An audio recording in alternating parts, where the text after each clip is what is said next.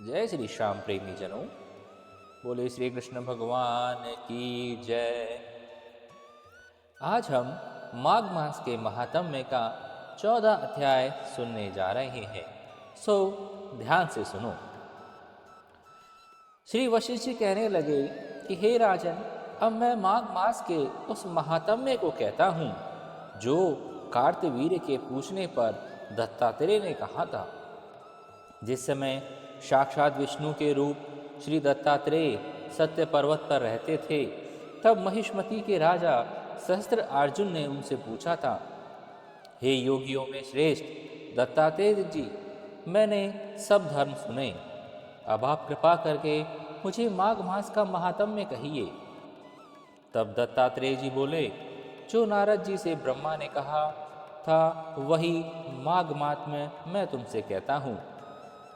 इस कर्म भूमि में जन्म लेकर जिसने माघ स्नान नहीं किया, उसका जन्म निष्फल गया।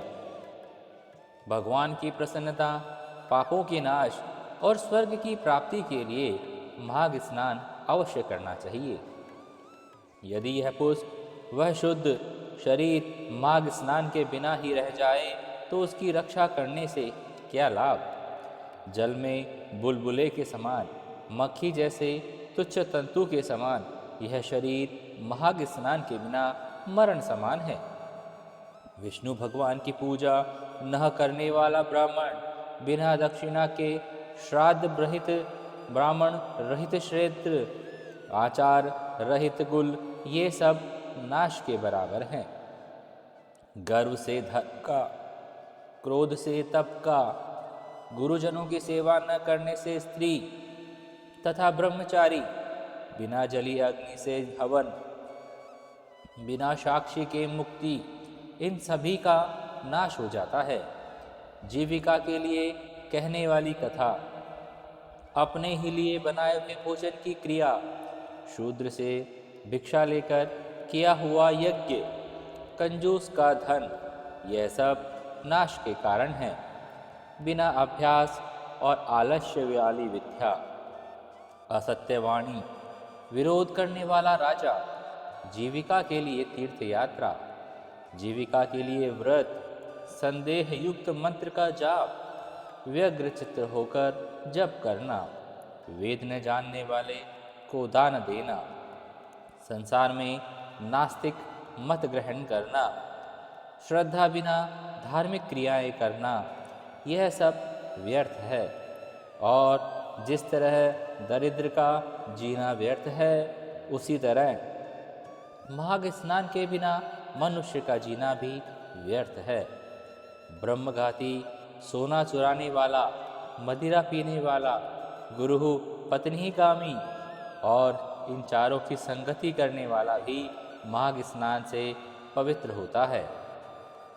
जल कहता है, सूर्योदय से पहले जो मुझे स्नान करता है, मैं उसके बड़े से बड़े पापों को नष्ट कर देता हूँ।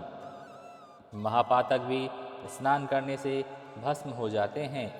माघ स्नान करने का जब समय आ जाता है तो सब पाप अपने नाश, अपने भय से कांप जाते हैं। जैसे मेघों से मुक्त होकर चंद्रमा प्रकाश करता है, वैसे ही श्रेष्ठ मनुष्य मास में स्नान करके प्रकाशमान होता है। काया, वाचा, मनसा से किए हुए छोटे बड़े, नए पुराने सभी पाप इस माघ स्नान से नष्ट हो जाते हैं। आलस्य में बिना जाने जो पाप किए हो, वह पाप भी नाश को प्राप्त हो जाते हैं। जिस तरह जन्म जन्मांतर के अभ्यास से आध्यात्मिक ज्ञान की प्राप्ति होती है, उसी तरह जन्मांतर अभ्यास से ही माघ स्नान में मनुष्य की रुचि होती है। यह अपवित्रों को पवित्र करने वाला बड़ा तप और संसार रूपी कीचड़ को धोने की पवित्र वस्तु है। हे राजन, जो मनवांछित फल देने वाला है, माघ स्नान नहीं करते, वह सूर्य चंद्र के समान भोगों को कैसे भोग सकते हैं। इति चतुर्थो अध्यायः। बोले श्री कृष्ण भगवान की जय। जय श्री श्याम प्रेमी जनों।